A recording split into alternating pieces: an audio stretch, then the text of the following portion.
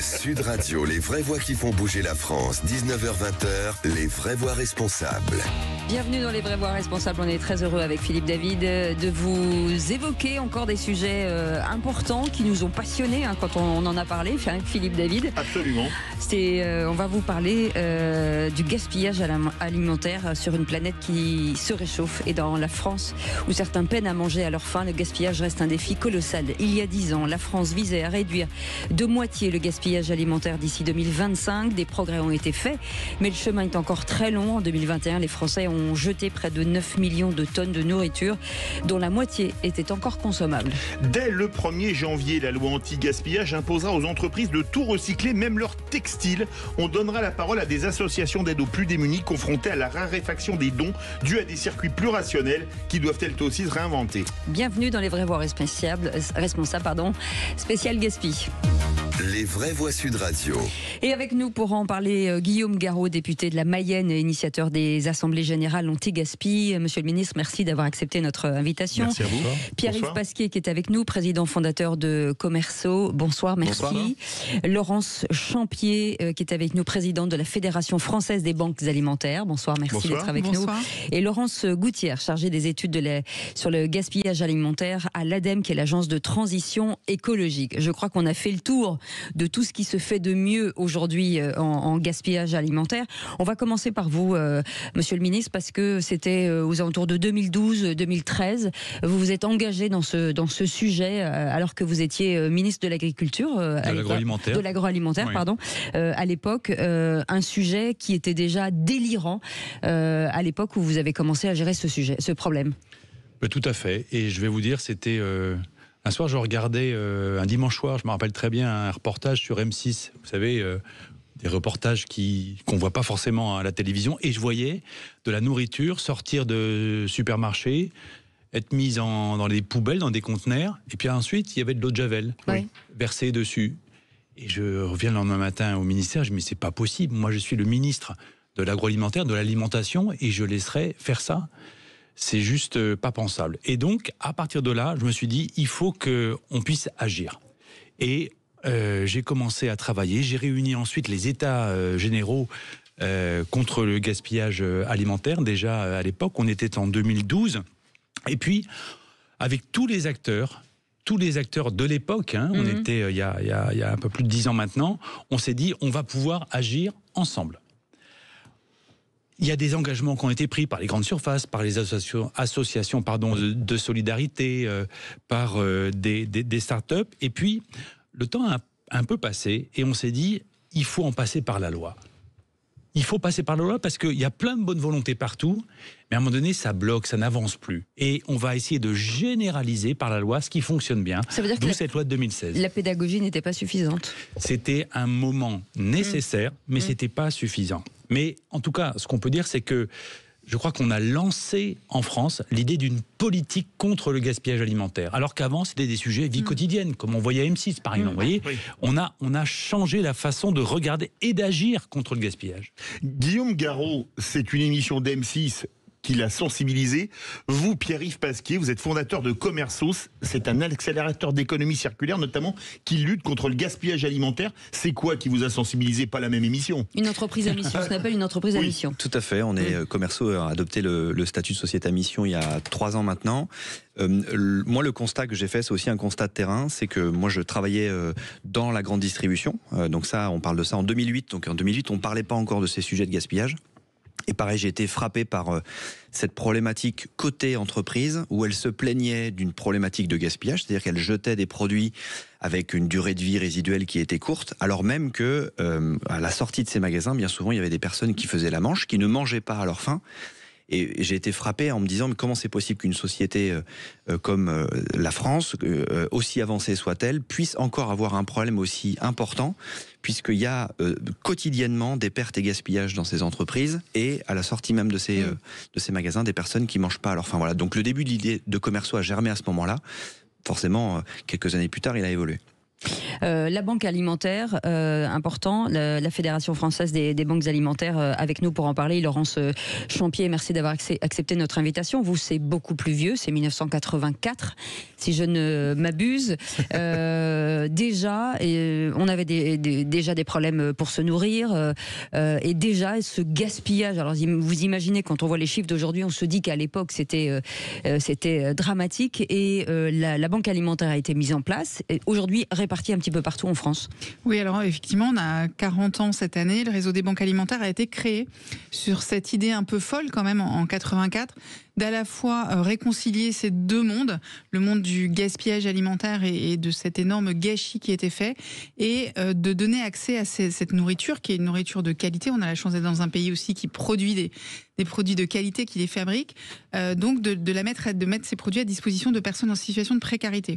Et à cet égard, on avait vraiment on était des précurseurs du gaspillage, de la lutte contre le gaspillage alimentaire, à un moment donné où la surconsommation n'était pas un problème. Il n'y avait pas de prise de conscience, en tout cas. De prise de conscience. Et c'est vrai qu'on avait déjà des enseignes de la grande distribution qui étaient engagées à nos côtés, mais que la loi que Guillaume Garot a portée a permis justement cette montée en puissance et surtout cette prise de conscience qu'on ne devait pas rester chacun dans notre silo, mais bien en faire un enjeu national. Mais Guillaume Garot, pour nos auditeurs, vous avez été ministre de tout ce qui était alimentation. Comment sont faites les dates limites de consommation ? Parce qu'on en parlait avec Cécile de Ménibus. Vous pouvez raconter. Je disais que j'avais fini dans le frigo un yaourt qui avait 1 mois et je vais bien, tout va bien. Heureusement. Mais comment se fait-il qu'on nous dise vous pouvez plus consommer un produit alors qu'il est parfaitement sain 1 mois plus tard ? Comment c'est fait les dates limites de consommation ? Parce que personne ne le sait parmi les gens qui nous écoutent. Alors ce sont les fabricants. Qui décident ? Qui décident, parce que le fabricant il est responsable du produit qui vous vend. Et donc, moi, je conseille de respecter cette date-là parce que ça obéit à toutes les exigences sanitaires. D'accord. Ça, c'est très important. Alors, Cécile de Ménibus a mangé un yaourt nature. Je vais peut-être avoir un bras qui va pousser demain. Non, je ne crois pas. Ce qui pourrait arriver s'il n'était pas conservé correctement, c'est qu'il devienne un petit fromage, quoi. Oui. En gros. Oui. Hein. Oui. Mais voilà, il n'y a pas énormément de risques. En revanche, oui, mais en revanche, là où il faut qu'on fasse très attention, c'est si vous avez de la charcuterie, si vous avez de la viande fraîche. Alors là, au-delà de la date limite, il y a un petit risque quand même. Un vrai risque. Surtout c'est pour ça que il faut qu'on soit intraitable sur les dates.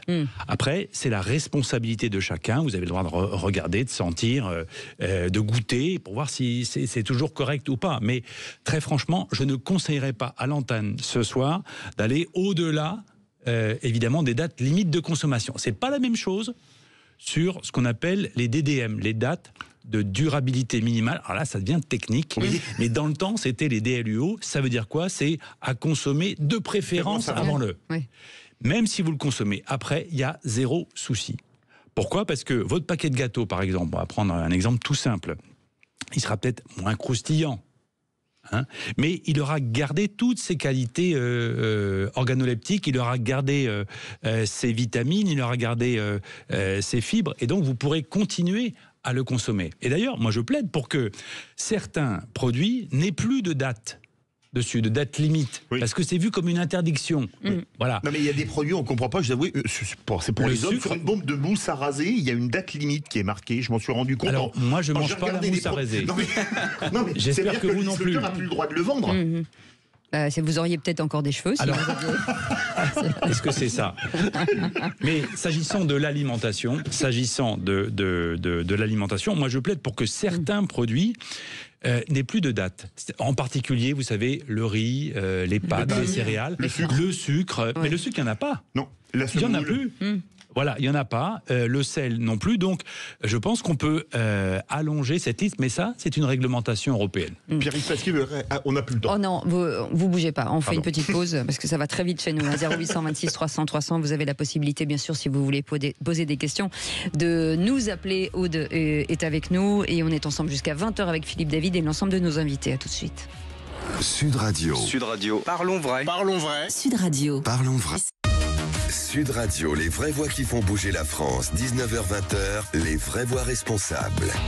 Il faut se mobiliser contre le gaspillage alimentaire avec nos invités. Pierre-Yves Pasquier qui est avec nous, président fondateur de Commerceau, un accélérateur d'économie circulaire. Guillaume Garot, député de la Mayenne, initiateur des assemblées générales anti-gaspi qui vont avoir lieu l'année prochaine. Laurence Champier qui est présidente de la Fédération française des banques alimentaires. Et puis Laurence Gouttière qui vient de nous rejoindre, chargée des études sur le gaspillage alimentaire à l'ADEME, qui est l'agence de transition écologique. Merci de nous avoir rejoints. Justement, on va revenir à ce qu'on disait tout à l'heure, Pierre-Yves Pasquier, sur le gaspillage alimentaire et sur les dates. Est-ce que ça avait un lien? Pas forcément. En fait, effectivement, je pense qu'il ne faut pas qu'on réduise le sujet du gaspillage alimentaire seulement au sujet de la date. La date est énormément pourvoyeur de gaspillage alimentaire, mais l'organisation tout au long de la chaîne est aussi une problématique. Laurence tout à l'heure en parlait, il faut qu'on arrive à casser les silos et mieux collaborer. C'est en ça que nous, Commerceau, on va intervenir pour lever tous les freins organisationnels, opérationnels, par intermédiaire de notre plateforme, pour rendre simple l'action de données qui, au quotidien, n'est pas forcément évidente, puisqu'en fait, il faut trouver l'acteur disponible, gérer la partie papier, ainsi de suite. Donc, mais ça veut dire qu'aujourd'hui, l'intelligence artificielle peut faire un vrai travail sur des applis ou des connectivités? Bien sûr. Oui. Bien sûr. Laurence Gouttière, qui est chargée des études sur le gaspillage alimentaire à l'ADEME, nous a rejoint. Bonsoir.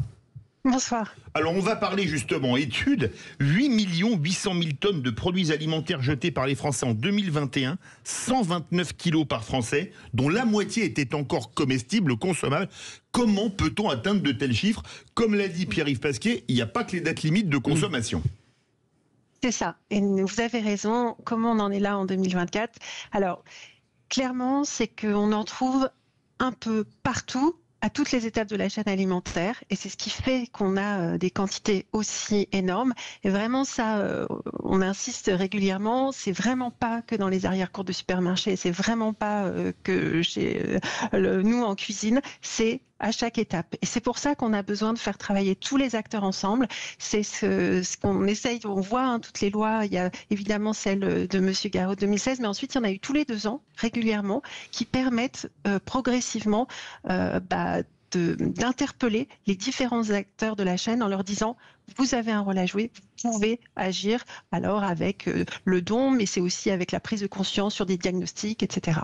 Guillaume Garot, si on parle de chiffres, là j'entends quand même. Alors d'abord, la question, est-ce qu'il y a des régions qui sont plus gaspillent que d'autres? Est-ce que par exemple le bassin de l'Île-de-France est un terreau de gaspillage alimentaire? Alors j'ai pas de chiffres par région, peut-être Laurence Gouttière en aura-t-elle, mais... Est-ce que les villes gaspillent plus que dans les campagnes par exemple? Je pense que c'est assez équilibré, mais il y a peut-être des lieux où on gaspille davantage. D'accord. On disait, lorsqu'on est dans une restauration collective, c'est pas toujours simple de prévoir s'il y aura des convives ou pas. Et donc là, il y a du gaspillage, mais c'est proportionnel à la population. Ce que je veux dire, c'est 1 ou 2 chiffres. Le premier, c'est que au niveau planétaire, c'est vous qui parliez de la planète, il y a 30% de la production alimentaire qui est perdue ou jetée. Un tiers. C'est énorme. Considérable. Alors nous, c'est notre société de consommation. Donc on jette, on consomme, on consomme pas et on jette.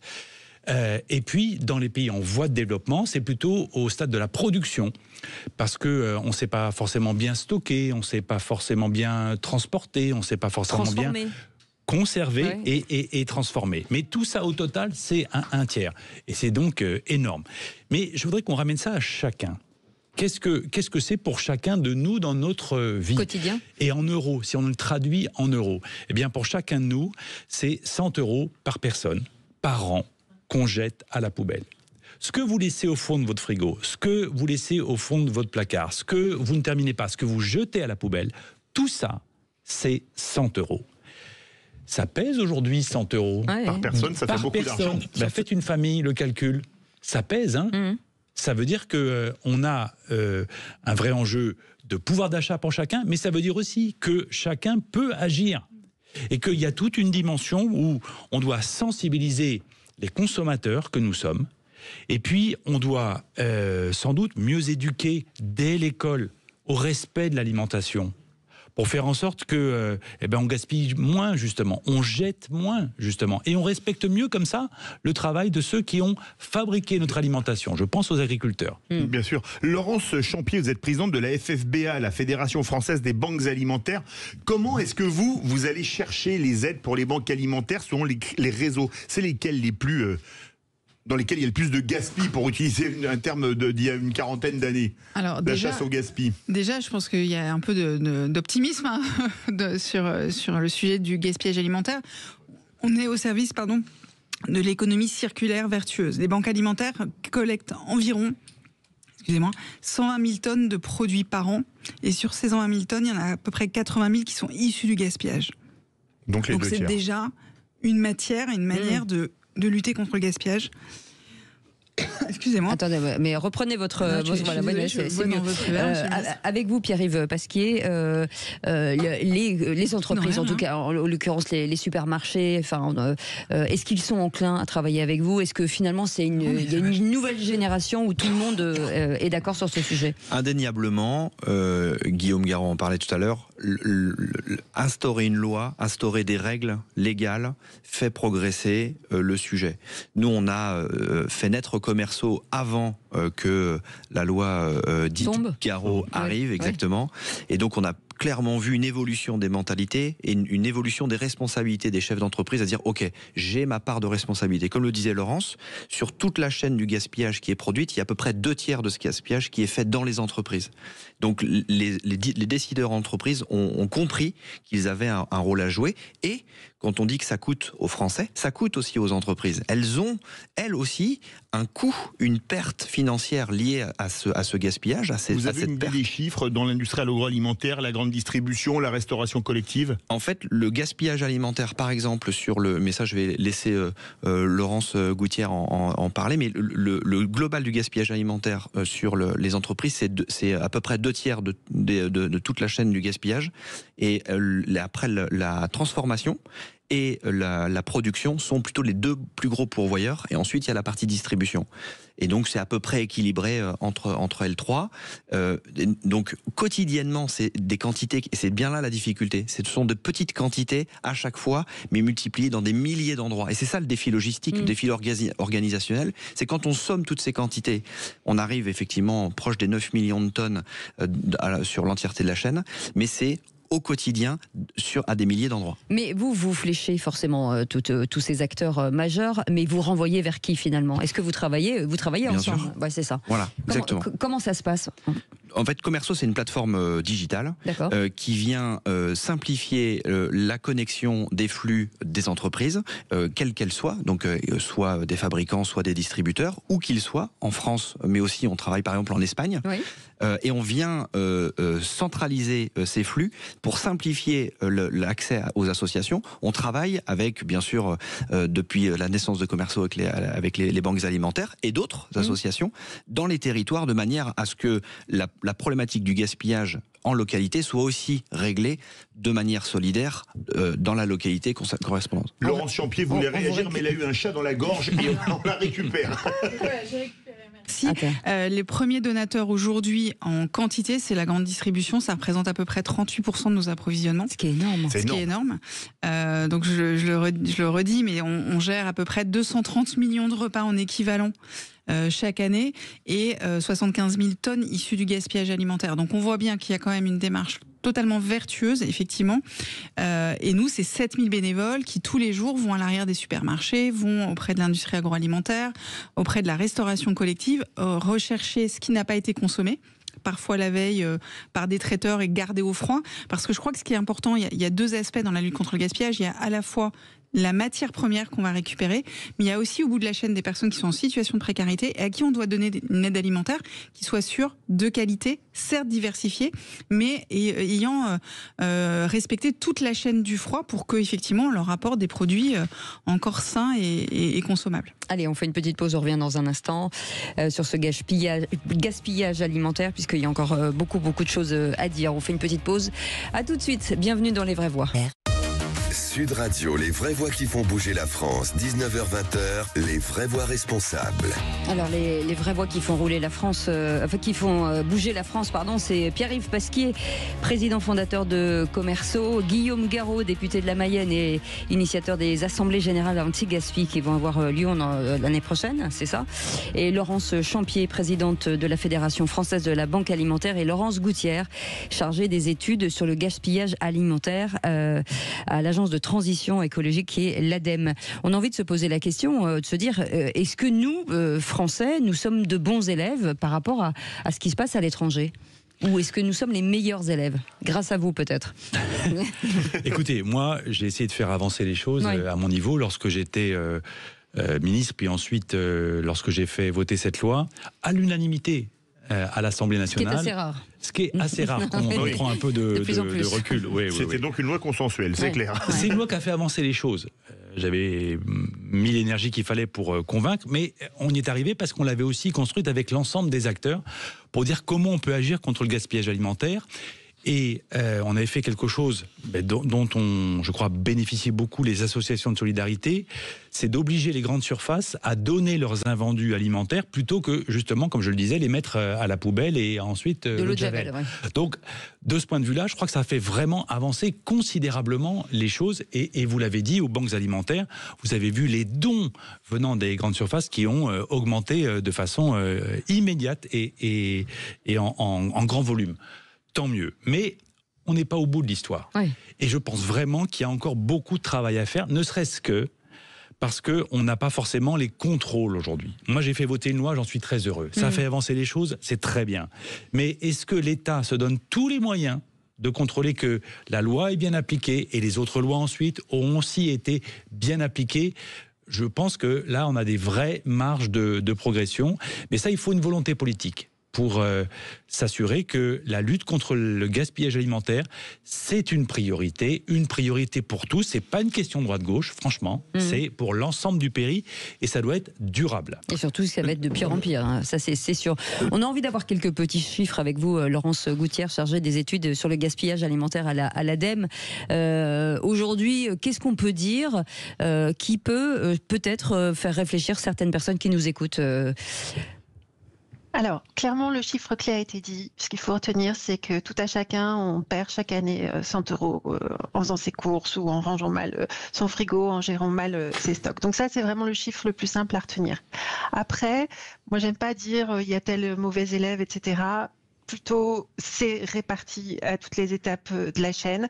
Par rapport à est-ce qu'on est bien placé en France par rapport au reste de l'Europe, en fait, la particularité, c'est qu'on compte plutôt bien notre gaspillage et donc on a des chiffres, contrairement à d'autres pays, qui ont du mal encore à mettre en place des indicateurs et donc ça donne l'impression qu'ils n'ont pas grand-chose.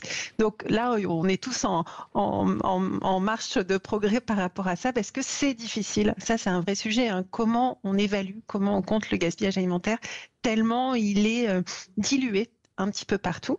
Ce qui est sûr, c'est qu'on est envié par rapport justement à cet arsenal législatif qu'on a, et c'est vrai, hein, je le disais tout à l'heure, on a eu des lois tous les 2 ans là, depuis 2016 sur le sujet. On est plutôt envié parce que voilà, ça donne l'impression que c'est un sujet qui est pris à bras le corps. Pour autant, il y a une marche entre le moment où il y a des lois qui sont votées et leur application sur le terrain. On parlait de contrôle tout à l'heure. Il y a encore des choses à faire, sinon, bien sûr, ça serait résolu. Ce qui est certain, c'est qu'il y a une prise de conscience qui est évidente. Je pense qu'il n'y a pas un consommateur qui va dans un supermarché qui ne trouve pas maintenant des rayons anti-gaspi, des paniers surprises, etc. Il y a vraiment une dynamique qui permet à tous, à la fois consommateurs et professionnels, de pouvoir mettre en place des actions ou de se dire, moi aujourd'hui j'ai envie de faire attention. Pierre-Yves Pasquier, vous vouliez réagir ? Il y a un chiffre qui est intéressant, qui a été effectivement quantifié par Eurostat, qui est l'agence de statistique de l'Union européenne, qui chiffre à 9 millions de tonnes en 2022 le gaspillage alimentaire produit en France.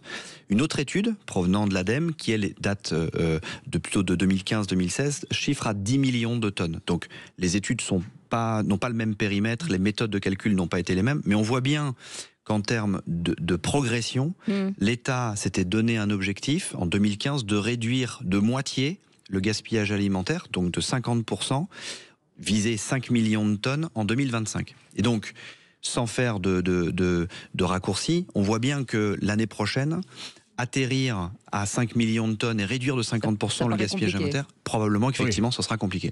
La pédagogie, avec vous, Laurence Champier, forcément sur une jeunesse, sur, on le voit hein, quand on va dans un supermarché, on voit les caddies, hein, beaucoup de produits transformés qui se gardent pas vraiment, on cuisine de moins en moins, enfin voilà, peut-être qu'il y a une pédagogie à faire, et vous le disiez tout à l'heure, Monsieur Garot, de dire que dès l'enfance ou à l'école, on puisse déjà ancrer les choses. Moi, je me souviens quand j'étais jeune, on avait un self-service et c'était l'un des premiers self-service et on nous expliquait comment, si on finissait pas, on nous donnait déjà des cartons pour le ramener chez soi. Ce qui était quand même assez dingue. Est-ce qu'aujourd'hui, cette pédagogie, d'abord, est possible? D'autre part, est-ce que les mairies, les cantines, est-ce que tout le monde, finalement, est logé à la même enseigne? Alors, je pense qu'après, oui, il y a des politiques quand même, notamment des collectivités sur la lutte anti-gaspillage qui fonctionnent. Nous, ce qu'on voit en tout cas, et on a la chance aussi en France d'être un pays qui a mis en place dans la loi, lorsqu'on fait une action d'accompagnement, d'aide alimentaire, on est obligé de proposer une action d'accompagnement. Et donc, on a réalisé une étude il n'y a pas très longtemps. On a un programme qui s'appelle Bon Geste et Bonne Assiette, qui met en œuvre des cycles d'ateliers auprès des personnes en situation de précarité. Et quand on interroge les personnes, le souci, c'est pas tellement la lutte contre le gaspillage, c'est d'abord d'avoir le temps de cuisiner, mais l'envie est là. C'est d'avoir l'équipement nécessaire. C'est-à-dire qu'on peut avoir tous les beaux produits qu'on va récupérer, y compris de la lutte contre le gaspillage. On a aujourd'hui, dans les personnes qu'on accompagne, 6% des personnes qui n'ont pas de plaque électrique, qui n'ont pas de congélateur, c'est 20%, et qui n'ont pas de frigo, c'est 12%. Donc c'est très compliqué aussi de pouvoir cuisiner, conserver. Oui. Et donc on recrée quelque part, il ne faut pas qu'on recrée du gaspillage dans les produits que nous-mêmes on va donner. Donc il y a vraiment cet accompagnement qu'il faut qu'on arrive à développer auprès des personnes. Après, sur les produits transformés, nous on ne veut pas stigmatiser. Quand vous êtes en situation de précarité, vous avez aussi le droit de vous faire plaisir et parfois d'acheter des produits qui sont peut-être pas les plus nutritionnellement équilibrés, mais qui font plaisir aux enfants. C'est le plaisir. C'est sûr. Guillaume Garot, cet objectif à moins 50, ça va être très difficile de l'atteindre. Qu'est-ce qu'il faudrait faire, comme on dit, vous me passerez l'expression, pour passer la surmultipliée ou le grand braquet si vous êtes amateur de cyclisme?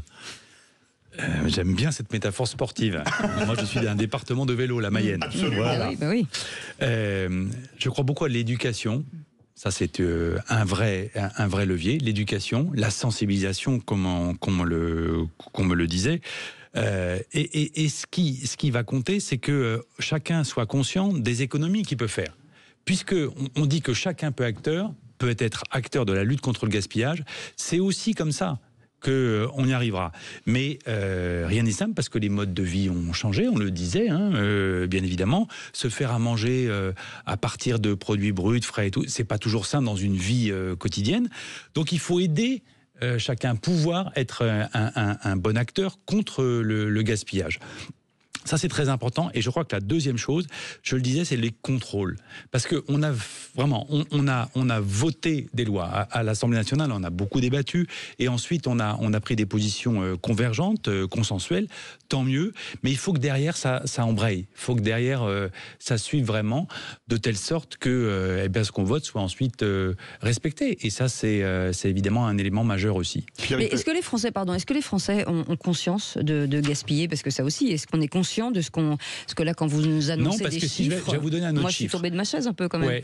Ouais. Aujourd'hui, chacun de nous, je parle sous le contrôle de Laurence Gouttière, mais on jette entre 27 et 32 kilos par personne et par an, dont 7 kilos toujours emballés, quand même. Alors vous dites, non, moi je gaspille pas et tout, mais faites le compte sur une année.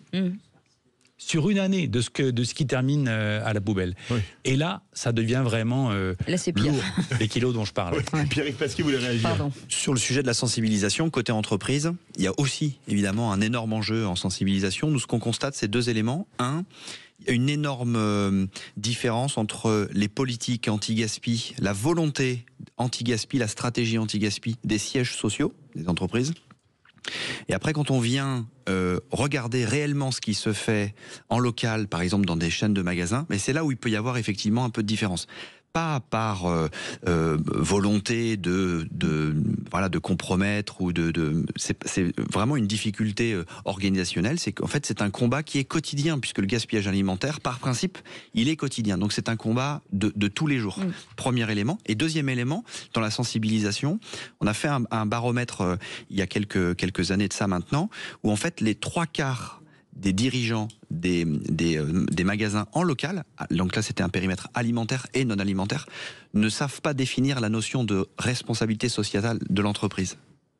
Et donc on voit bien en termes de maturité qu'en local, encore, le sujet, bien sûr, quand on dirige un point de vente, est très commercial, voilà, mais que cette notion d'anti-gaspi, qu'elle soit alimentaire ou non alimentaire, n'est pas encore vraiment rentrée dans le quotidien de mes préoccupations de gestion. Et donc, tant qu'on n'arrivera pas, effectivement, par intermédiaire de ce que disait Guillaume à l'instant sur, par exemple, faire des contrôles, si les contrôles peuvent, à un moment donné, amener cette amélioration de la prise de conscience, oui, que moi, dirigeant d'une petite société où il y a 50 personnes en local, je fais un petit peu de gaspillage, j'en fais pas beaucoup, mais j'en fais un petit peu.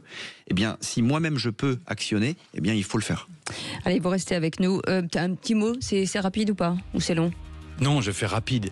Et puis, au fond du fond, il y a l'idée, et c'était dans la loi de 2016, de la prévention. Oui. Qu'on évite de produire des invendus. Ça c'est très important, des invendus alimentaires, qu'on évite de produire du gaspillage. Et ça c'est finalement le premier combat à mener. Et alors là pour le coup, ça concerne tout le monde, du producteur jusqu'au consommateur, en passant par le transformateur, en passant par le distributeur. Chacun de nous est concerné comme acteur humain, j'allais dire. Et on va revenir avec vous dans un instant sur ces assemblées générales anti-gaspi qui vont avoir lieu l'année prochaine. Les États généraux. Les États généraux, voilà, moi j'avais pas ça. Voilà. Les États généraux, on va en parler dans un instant, à tout de suite. Sud Radio, les vraies voix qui font bouger la France, 19h-20h, les vraies voix responsables. Et autour de cette belle émission anti-gaspi, Guillaume Garot est avec nous, député de la Mayenne, Pierre-Yves Pasquier, président fondateur de Commerceau, un accélérateur d'économie circulaire, Laurence Champier, présidente de la FFBA, la Fédération Française des banques alimentaires, et Laurence Gouttière, chargée des études sur le gaspillage alimentaire à l'ADEME, qui est l'agence de la transition écologique. Et on va revenir, Guillaume Garot, sur ces états généraux anti-gaspi qui sont prévus l'année prochaine. On va y faire quoi? Le but, c'est quoi? De se faire un bilan pour repartir? Exactement. C'est faire le bilan, parce que, comme on l'a dit dans le débat, il y a eu plein de choses de faites contre le gaspillage alimentaire. Voilà, chacun est engagé, il y a des acteurs partout, il y a des initiatives formidables sur le terrain. Les parlementaires ont voté des lois, mais on en est où aujourd'hui? Est-ce que, on disait tout à l'heure, on n'arrive pas à mesurer vraiment si on a fait des réels progrès ou pas? Et comme disait Pierre-Yves Pasquier, il y a peut-être des silos à casser. Eh bien justement, on va passer une journée à travailler tous ensemble, je dis bien tous ensemble, les acteurs de la solidarité, les acteurs économiques, la grande distribution, les collectivités locales, des associations qui sont sur le terrain, et on va essayer d'échanger pour voir quel est le bilan de ce qu'on a fait jusqu'à présent, et surtout quelles sont les prochaines grandes étapes de la lutte contre le gaspillage. C'est un retour d'impact en fait. Et ça c'est indispensable, parce qu'on se voit les uns les autres, chacun vraiment est au taquet, en fait tout ce qu'on peut, mais c'est rare des moments où on arrive à se poser, à échanger et à dessiner surtout des voies pour l'avenir. C'est quoi la prochaine grande étape de la lutte contre le gaspillage alimentaire? Ça vaut le coup de se poser ces questions-là. Mais ça veut dire qu'on peut porter une nouvelle loi, peut-être à l'Assemblée nationale pour... Alors ça peut être une nouvelle loi, mais déjà on a plein d'idées ce soir-là. Qui émergent grâce à vous. On parle éducation, on parle sensibilisation, on parle mesure, on parle date. Ça en fait déjà. Ça fait 4 ou 5 idées qui surgissent là dans notre échange. Qu'est-ce qu'on en fait? Et concrètement, comment on agit? Et comment on donne les moyens à chacun d'agir là où il est, que ce soit le consommateur, le producteur, le distributeur, le transformateur. Où est-ce qu'on va et comment on y va? Ça veut dire qu'il y aura aussi la grande distribution? Bien sûr, bien évidemment. Donc rendez-vous le 13 mars 2025 à l'Assemblée nationale. Laurence Champier, en cette période hivernale, qu'est-ce qu'elles attendent les banques alimentaires? Elles attendent d'avoir des dons financiers pour évidemment mener nos actions. Ça, qui sont défiscalisables, il faut le rappeler. Qui sont défiscalisables. Aux 2 tiers. Pour rebondir sur ce que vient de dire Monsieur Garros, je pense que ce qui est important, c'est aussi de se douter d'outils effectivement de calcul ou en tout cas d'impact. Et nous, on a fait ce travail-là il y a une dizaine d'années, notamment avec le calcul de l'ADEME. On sait aujourd'hui que les banques alimentaires, en récupérant 79 000 tonnes de denrées alimentaires issues du gaspillage, sauvent 300 000 tonnes de CO2 chaque année. Voilà. Donc si on devait recréer, produire, refabriquer tous les produits qui sont redistribués par les banques alimentaires, eh bien, on aurait un impact sur la planète négatif qui aujourd'hui est tempéré par notre action. Donc, la pédagogie, la prévention auprès des entreprises, c'est peut-être de généraliser ce calcul de CO2 évité, par exemple. Ça, c'est aussi une manière pour une petite entreprise, on parle beaucoup des grands groupes, mais de pouvoir mettre cet outil en place et de pouvoir valoriser dans sa politique RSE ce qu'elle fait en économie de CO2 et du coup de s'inscrire aussi dans cette démarche vertueuse, de ne pas voir le gaspillage que comme une économie, c'est aussi un acte pour la planète. Pierre-Yves Pasquier voulait réagir. Si on parle effectivement CO2, le gaspillage alimentaire à l'échelle mondiale, si on le comparait à un pays émetteur de CO2, ce serait le 3e plus gros pays émetteur de CO2 dans le monde, derrière la Chine et les États-Unis. Donc l'Inde. Exactement. Donc on voit bien l'immensité du sujet, l'immensité du défi écologique auquel on doit s'attaquer. Donc c'est une histoire de responsabilité individuelle, mais aussi collective, comme on le disait. Côté entreprise, indéniablement, elles ont pris le sujet et c'est là la difficulté. C'est qu'en fait, on est un petit peu au milieu du guet, là. Plein de choses ont progressé, plein de choses ont évolué, mais jusqu'où on est allé? Est-ce qu'on est à 50% du chemin? Est-ce qu'on est à 60% du chemin par rapport à votre question, effectivement? Ou est-ce qu'on est à 100%? Voilà. Probablement qu'on n'est évidemment pas à 100%. On voit bien qu'il y a encore plein de problèmes, mais indéniablement, on a déjà progressé. L'enjeu des États généraux, c'est de se dire quel bilan on fait et quelles actions vont pouvoir être mises en place demain. Indéniablement, tout le monde doit pouvoir balayer devant sa porte pour faire progresser le sujet du gaspillage. Juste un mot sur la citoyenneté. On sait que les citoyens sont très engagés sur plein de choses. Ils créent des émulations. Est-ce que finalement, le problème, c'est pas la logistique? Est-ce que le Français peut aider à cette logistique? En tout cas, il peut aider en devenant bénévole aux banques alimentaires, puisqu'on a, je disais tout à l'heure, 7000 bénévoles permanents, donc ils sont les bienvenus. Et puis après, c'est aussi effectivement de il y a pouvoir... du bouche à oreille aussi. Voilà, il y a le bouche à oreille. On le voit bien pour la collecte nationale. Là, on a collecté dans 9000 points de vente il y a 3 semaines. On a collecté l'équivalent de 20 millions de repas en 3 jours. Et donc, ce que vous avez dit tout à l'heure, c'est effectivement ça, c'est qu'il y a une logistique derrière qui est extrêmement importante et qu'il faut valoriser aujourd'hui. Vous avez des associations de solidarité installées dans chaque département. Il y a une banque alimentaire par département. Donc cette notion du circuit court et de désiloter tous les acteurs sur un territoire pour que chaque entreprise qui aujourd'hui a des gisements de gaspillage, eh bien qu'elle pense banque alimentaire. En fait, c'est aussi de rendre ce geste comme un réflexe. Et puis c'est d'inventer de nouveaux modèles aussi. S'il n'y a plus de gaspillage, comment on travaille avec les entreprises, par exemple, sur du don programmé. Elles gaspillent pas, et bien elles peuvent quand même programmer des dons aux banques alimentaires. Le mot de la fin pour Laurence Gouttière de l'ADEME. Alors, clairement, j'aime beaucoup cette proposition d'arrêt sur image que propose Guillaume Garot. On a besoin, là, en 2025, de se dire où on en est, sachant que les premiers objectifs fixés par la France étaient à horizon 2025. Et ce que toutes les études de l'ADEME montrent, c'est que c'est très facile de réduire de 20-30% le gaspillage alimentaire à partir du moment où on en parle, où on en prend conscience, parce que personne n'a envie de gaspiller. Donc il suffit de mettre le sujet sur la table, que ce soit dans une cantine, que ce soit dans un supermarché ou à la maison. Quand on fait attention, on y arrive. En revanche, c'est ce gap-là pour atteindre ces 50%, où là, c'est beaucoup plus difficile parce que ça touche à des changements de modèle, à des changements d'habitudes, à des changements de pratiques qui sont beaucoup plus profonds, qui sont ancrés dans nos habitudes, dans notre société de consommation. Et c'est ça c'est le défi qu'il va falloir relever à l'occasion de ces états généraux du gaspillage alimentaire. Bon, en tout cas, vous avez trouvé un bon titre, Laurence Gouttière, le sujet sur la table. C'est un vrai sujet. Laurence Gouttière, merci, chargée des études sur le gaspillage alimentaire à l'ADEME, l'Agence de la transition écologique. Merci merci d'avoir été avec nous. Laurence Champier, merci beaucoup, présidente de la FFBA, la Fédération Française des Banques Alimentaires. Merci beaucoup Guillaume Garot, député de la Mayenne et initiateur de ces états généraux qui auront lieu anti-gaspi l'année prochaine. Et on y sera le 13 mars. C'est ça. On sera en bas. Et merci beaucoup Pierre-Yves Pasquier, président fondateur de Gomerso, un accélérateur d'économie circulaire. Et j'en profite pour remercier tous les bénévoles de France, voilà, qui s'engagent sur ce sujet intéressant, passionnant et surtout nécessaire. Merci d'avoir été avec nous. Dans un instant, un peu plus de légèreté. On va parler de football. Et il y a du gaspillage dans le football, là, je vous le dis. Moi. Légèreté, pas trop quand même. Nous, on va revenir tout de suite dans notre émission sur le match du PSG d'hier. Oui. Voilà, on aura aussi... On est obligé ? Oui, Brest, alors là, il y a à dire aussi. Voilà. Ensuite, on reviendra avec on aura Marie-Hélène Patry, déléguée générale de Foot Unique, qui a mené une enquête sur les retombées économiques et l'impact sociétal. Voilà, le football va dans le mur.